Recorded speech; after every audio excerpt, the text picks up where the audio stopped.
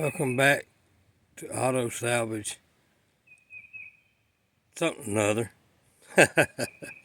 Anyway, y'all probably tired of seeing this as well as I am.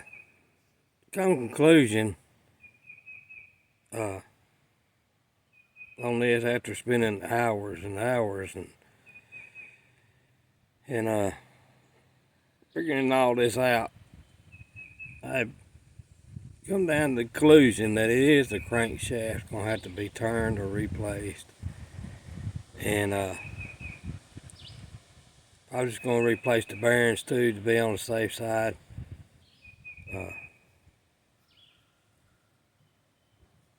It's been a headache.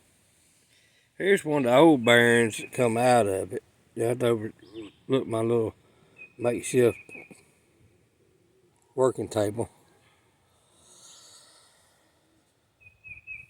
But looking at this is one of the old rod bearings.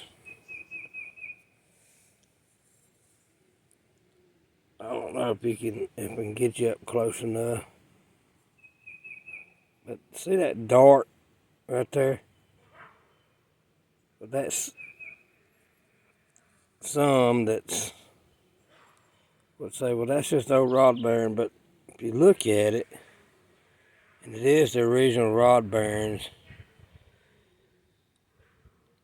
that was in the motor.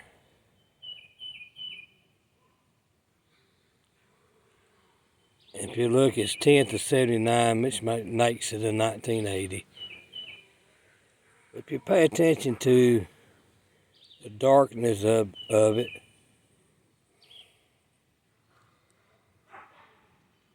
of course, don't pay attention to that mark because that's how I got the piston out of the motor. So I just tapping it with a screwdriver. There's a mark right there. If you see how shiny it is other than the other, that was probably where we fired the engine up and got it started after sitting 30 years. But that's consisted of no oil pressure. If you look how dark that is right there. Now, go back over here. You can really see the back side of the rod bearing.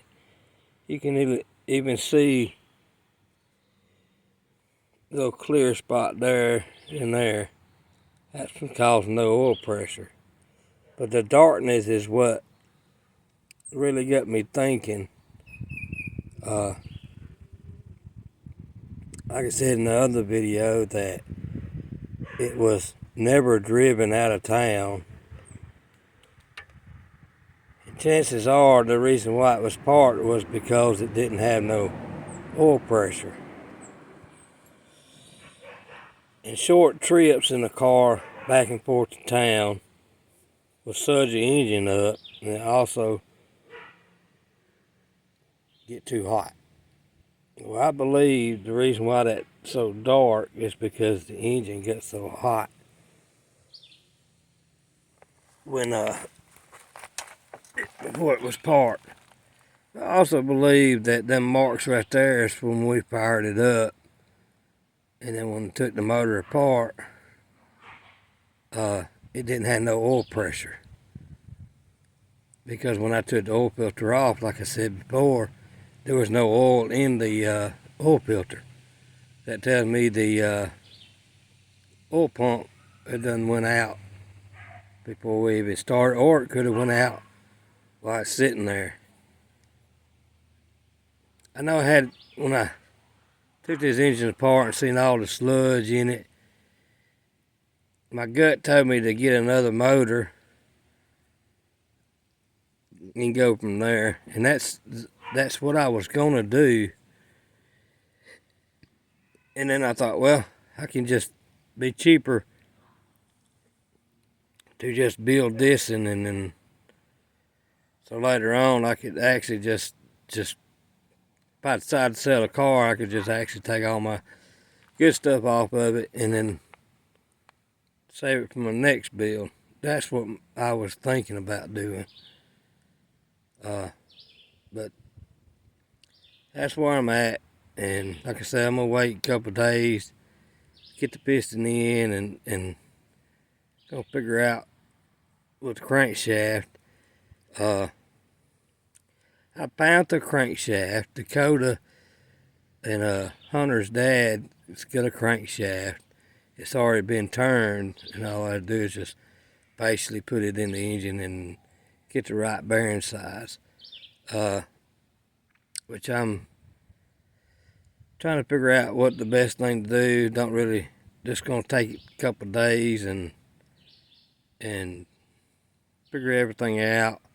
We got a lot going on. It'd be a road trip for us to go get it. We're just gonna sit back in a few days and just think on this and figure out what our next step is on as far as this. But you know, it is what it is and what it's going to be, I guess. But hang tight, hit that subscribe button, the likey button thing, and we will catch y'all on the next one. Like I said, I'll wind up probably go ahead and finish the inside up, putting it back together, and then we'll go from there and figure out something. But in the meanwhile, get out there and get them ratchets ratcheting, and let's get these folks to the No Name Nationals that's on the 500 list. And we'd like to send some prayers out to Dallas and let them know that we thinking about them. And we will catch y'all on the next video.